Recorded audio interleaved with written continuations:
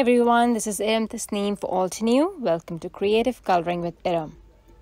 Today's project features a more controlled version of the Scribble Spritz watercolor technique that I love and have taught previously.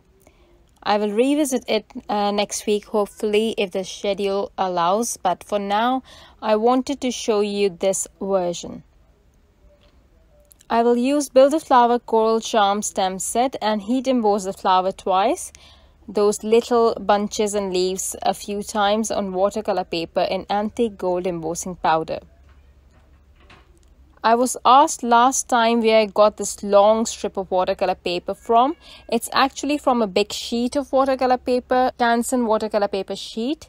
I'm sure you'll find rolls of watercolor paper in art stores. After heat setting it, I will cut one of the blooms and scribble turquoise and Persian blue pigment. I will then add little pigment of Desert Night watercolor near the base of the petal. Now I'll dip my water brush into water and then go over the petal and mix or spread the pigment a little. So it's the same technique more or less, but in a controlled manner where you can control how much of one color you want or where you want that color, if you want more blues or more purples, and you can go petal by petal with this technique. Just remember to dip your water brush into clean water because we need a lot of water to move the color just like the original technique. And now it all depends on you if you want the flower more turquoise or looking or more Persian blue. By the way, thank you for appreciating and liking the Scribble Spritz watercolor technique. I have had so many people share their gorgeous results with me. Even those who were not comfortable with watercolor before thanked me for sharing this easy watercolor technique, and it made me so happy. So thank you guys for sharing your work and progress. It really made my day. I'll leave you with a bit of music. I'll be right back.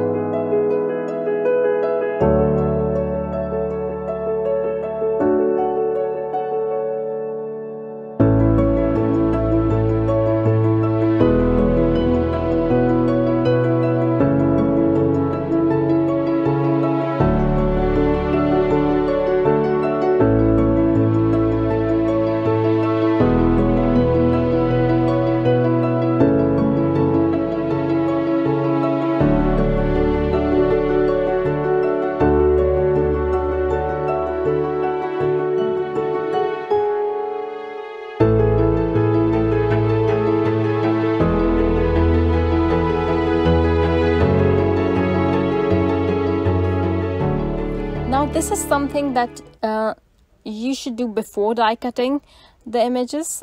I'll take clean water and with my paintbrush I'll add splatters of clean water onto the images. The result will be subtle since we've already added quite a bit of water when we were working on it, yeah?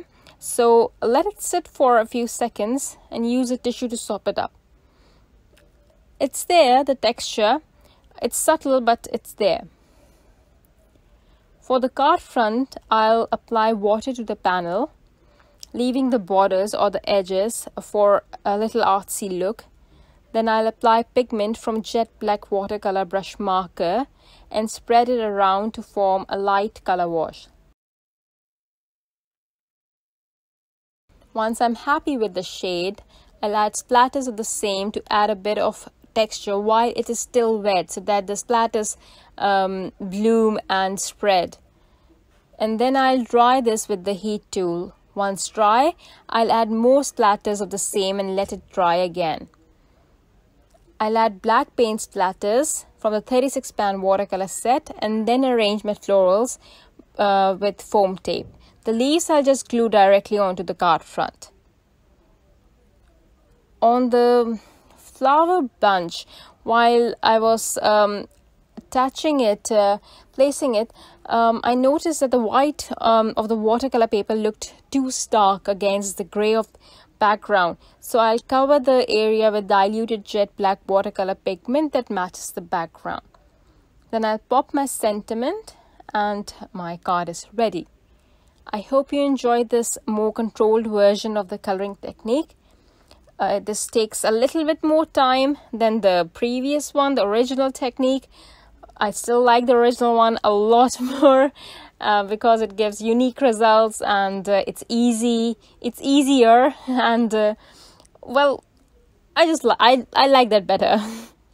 Okay, see you next week. Thank you for watching, everyone. Bye.